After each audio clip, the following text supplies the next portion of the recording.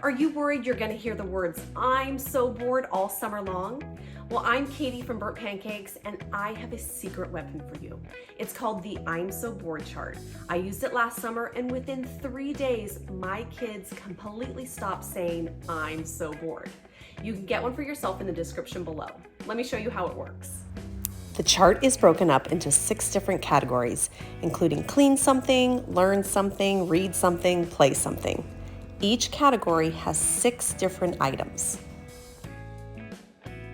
At the beginning of summer, I introduce the chart to my kids, stick it on the refrigerator, and tell them that if they say "I'm so bored," no matter what, they have to do the activity that is chosen on the board.